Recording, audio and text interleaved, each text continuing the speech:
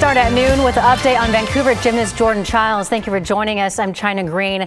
Childs posted on social media that she's heartbroken after an appeal to keep her bronze medal was unsuccessful. While she appreciates all the love and support, Childs shared on Instagram just a short time ago that she's also been the victim of racially driven attacks. The controversy stems from Childs' rotation during a leap in her routine and a point deduction that her coaches challenged on the spot. The appeal worked at the time, but the Court of Arbitration for Sport ruled that the coach's challenge did not happen quickly enough. That moved Childs from 3rd to 5th. The International Olympic Committee has stripped Childs of her bronze medal, but U.S. Gymnastics says it will continue to appeal the case. She said, "Was that a tire?" And I said, "Was that a gun?" And she said, "I don't know."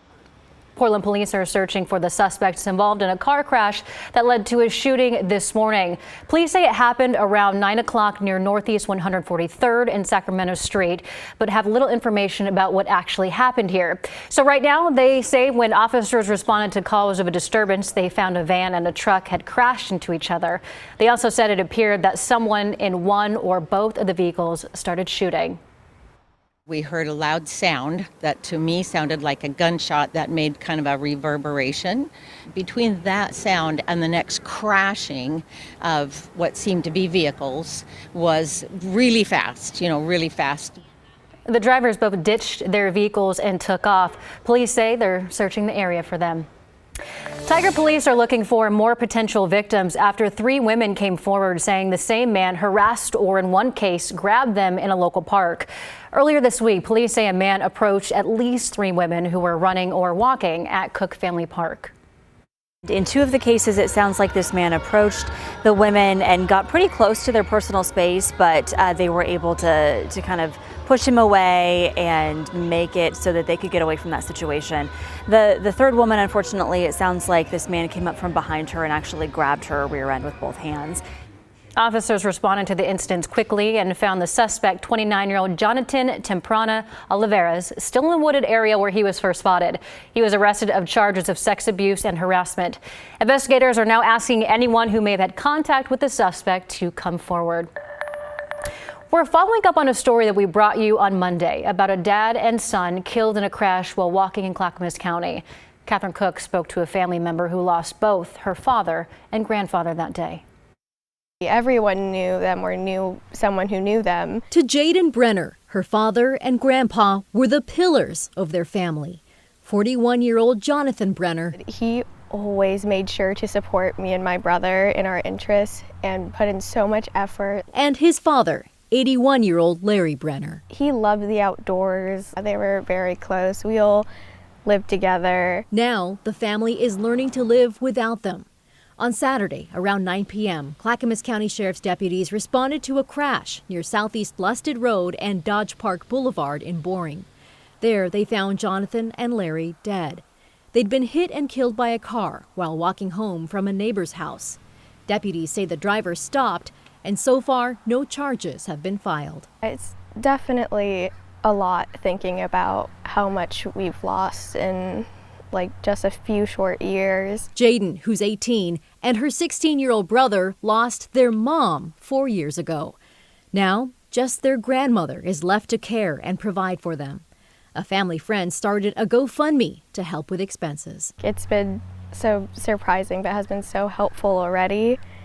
And I guess right now what we need is to just be in people's thoughts. Jaden also hopes people will think about how they drive and remember that people's lives are at stake. I hope this brings some awareness of how dangerous these roads are. The speed limit on a lot of these back roads is 45, and most people we see going 60, 70. As deputies continue to investigate the crash, Jaden tries to stay strong for her family. It looks different now, but the memories of these 2 pillars remain. It's great to be able to share more about them and who they were. At least to us. That was our Catherine Pook reporting for us.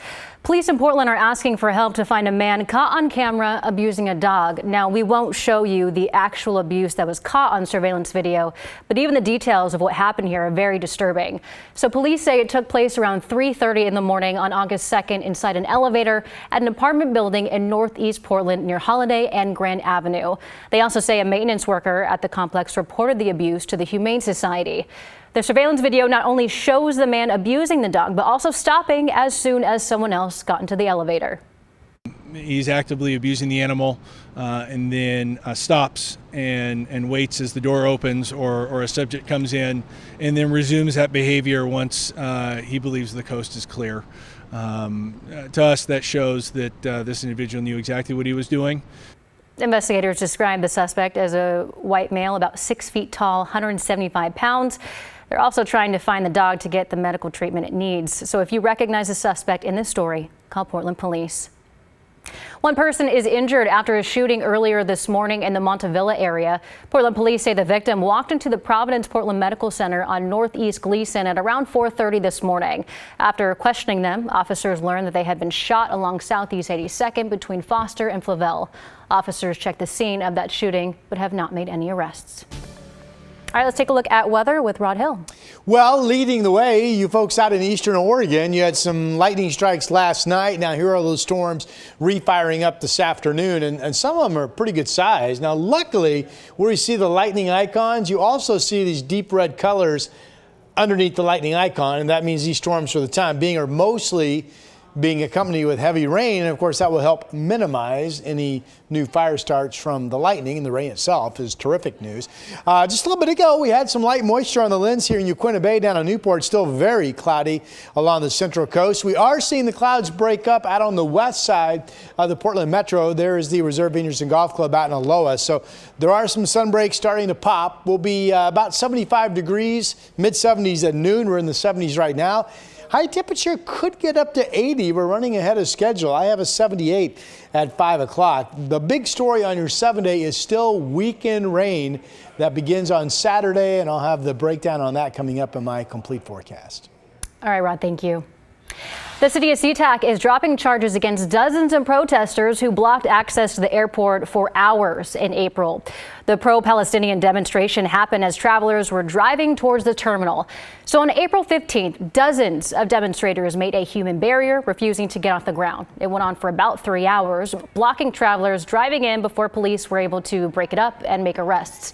Allegations of disorderly conduct and failure to disperse led to the case against 46 defendants. We spoke to one of them. We were out there exercising our constitutional rights, and so we feel excited that we have these charges dismissed so that we can get back to the work. The city agreed to drop the charges, but the defendants can only be on airport property for travel purposes until this case is resolved. Under the agreement with the city, the defendants must complete 10 hours of community service or go 3 months with no new criminal violations.